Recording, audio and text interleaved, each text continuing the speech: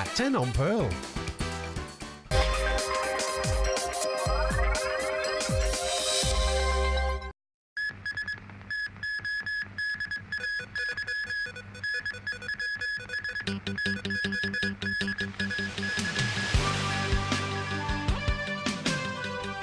Occupy Central trio arrested, then freed by the police. Upcoming labor tribunal hearing could help decide ATV's fate. And pro-Russian rebels reject Ukraine ceasefire.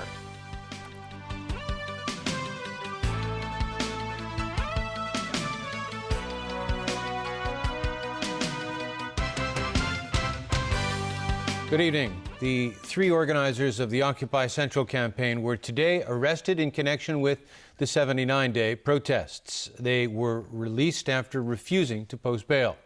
Police Chief Andy Jung insists the trio, as well as other protesters who were freed after refusing bail, may still be prosecuted. Liz Yoon reports.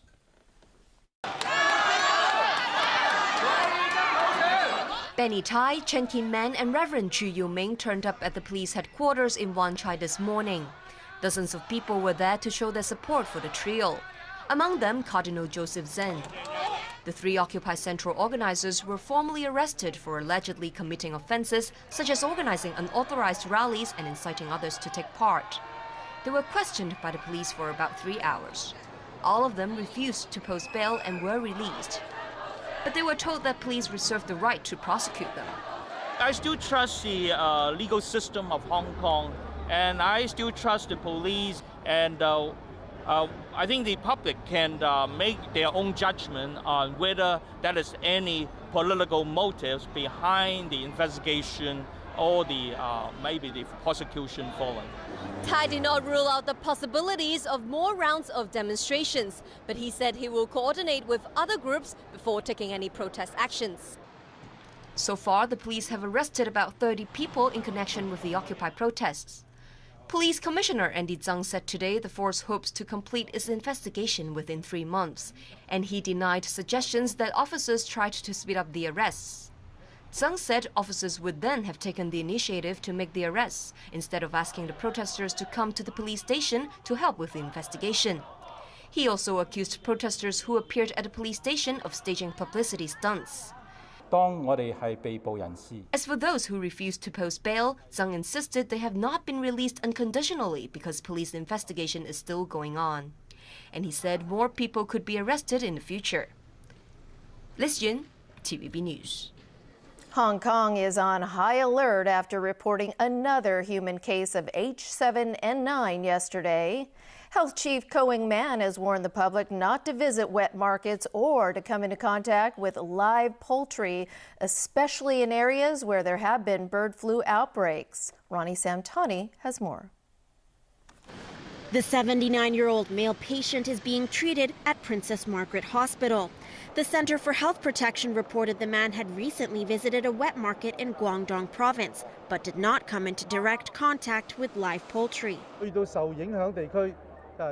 Secretary for Food and Health Ko Wing-man said today because he didn't touch any poultry, that indicates a dangerous sign. He warned that going to wet markets where there have been outbreaks of bird flu is a risk. Ko added that with the prevalence of avian flu and that we're in the peak flu season, scientists are worried there will be genetic mutations of the viruses. He said the government will continue to monitor developments. There have been indeed growing health concerns during the peak flu season.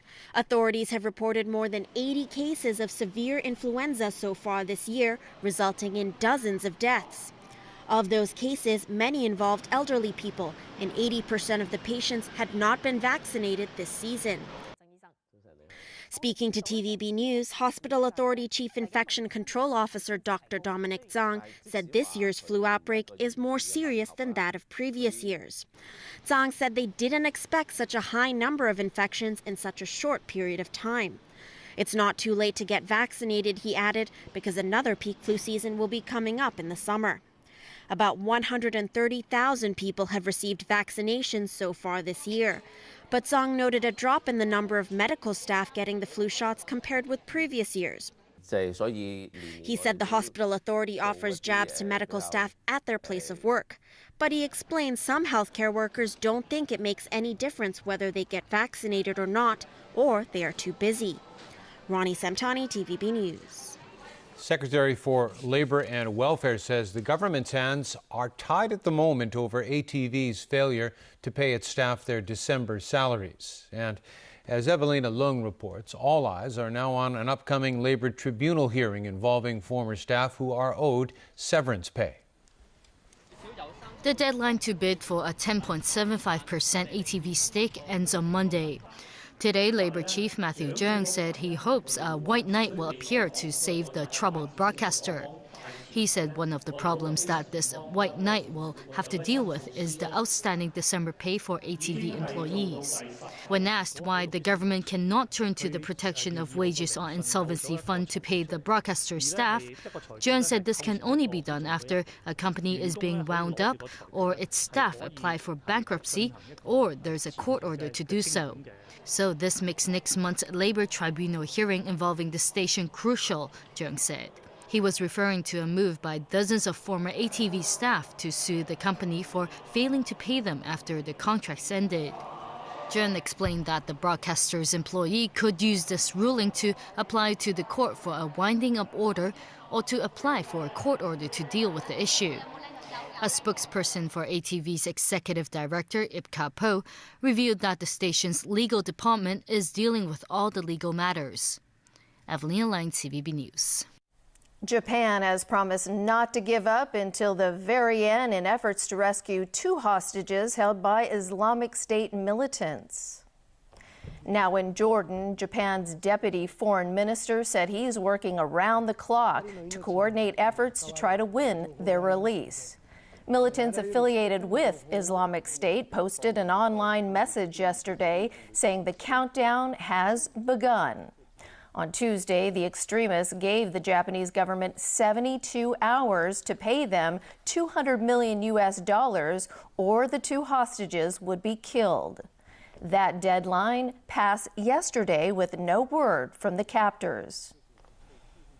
At least 2 people are dead and dozens injured after a powerful explosion rocked the southern Philippine port city of Zamboanga. The blast happened at a bar across the street from a busy bus terminal. Both locations have been previously targeted by the Abu Sayyaf militant group. Investigators say the attack could have been in retaliation for the foiled prison escape of a brother of one of the group's leaders. Abu Sayyaf numbers about 300 fighters and remains a major security threat in the country's south, despite U.S.-backed Philippine military offensives. Hundreds of demonstrators rallied in Sydney last night to protest against cartoons that mocked the Prophet Muhammad and negative media coverage of Islam as a result. The event was mostly peaceful, but police did remove 14 people for breaching the peace. Some 800 demonstrators rallied in direct response to French magazine Charlie Hebdo's latest front cover. It depicted a tearful Prophet Muhammad holding a sign saying, "Je suis Charlie." The edition was the first since the January 7th attack on the satirical publication's Paris office that left 12 dead. Australian Prime Minister Tony Abbott had earlier warned participants not to use the rally as an excuse to incite violence. A shaky ceasefire in eastern Ukraine seems to have collapsed after pro-Russian rebels launched a new offensive against Ukrainian troops. As James Aiken reports, the rejection of a peace deal has led to an explosion of fighting in the troubled region.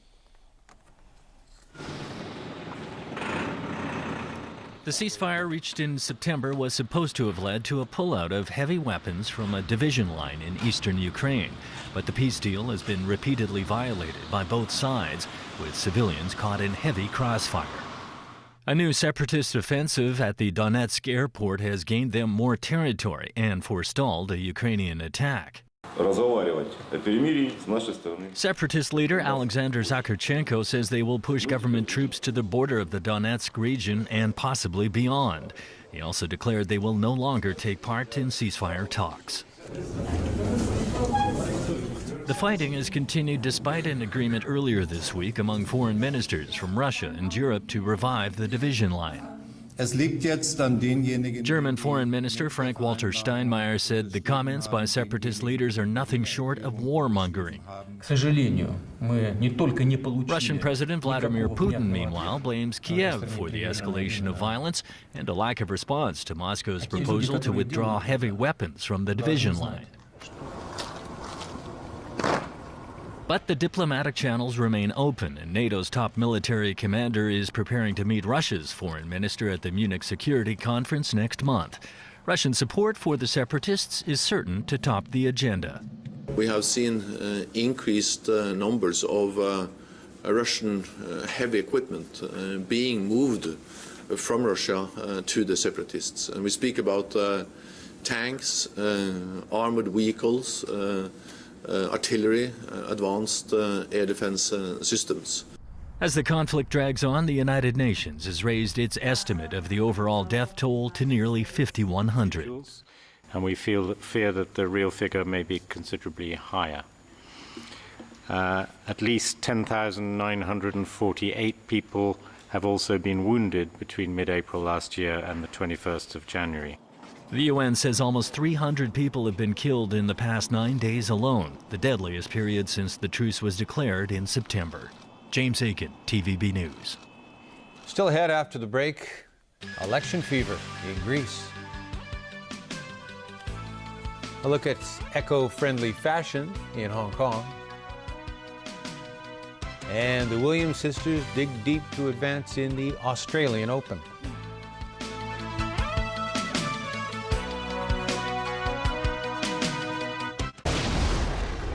Once again, I must ask too much of you. Tonight? This memory is everything. Only You're the chosen one, Harry. can unlock the secret Doubtless we leave the fate of our world to chance. that can save them all. Fight back, you coward! Harry Potter and the Half-Blood Prince on Pearl. The voluntary health insurance scheme has much to do with you. 大病過之後，先知道醫保重要。如果可以包埋以前嘅病症就好啦。入院前知道要使幾多錢，先至有預算。The government is proposing a voluntary health insurance scheme with a set of minimum requirements, including coverage of pre-existing conditions, guaranteed renewal, and upfront payment certainty. A public consultation is underway. We welcome your views. You are powerless to defend yourself against him. Run, Barry. My speed is gone. I'm not yelling fast anymore. He runs slow even for a normal person. I have to try. As the future remains intact. Monday, The Flash at 10:40 on Pearl.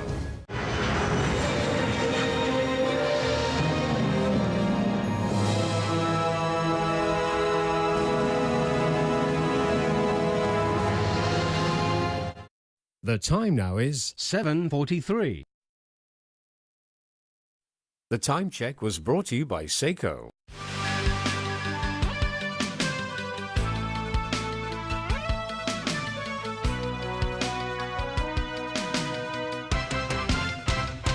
And welcome back. Greece's election campaign has ended with the radical left Syriza party leading in the polls over the conservative New Democracy Party. Still, 10% of voters still remain undecided ahead of tomorrow's national election, which will have implications for the future of Europe. Political change is coming to austerity-weary Greece. That, according to opinion polls that showed the radical left opposition Syriza party poised to defeat Prime Minister Antonis Samaras' Conservatives. With its talk of massive debt forgiveness and riding roughshod over the bailout deals, the communist-rooted Syriza party has triggered alarm bells with markets and investors. Samaras urged Greeks to vote with wisdom. He warned that voting for Syriza would knock Greece back into bankruptcy and get them ejected from the Eurozone. According to the Prime Minister, that would be a horrible predicament, given the country has sacrificed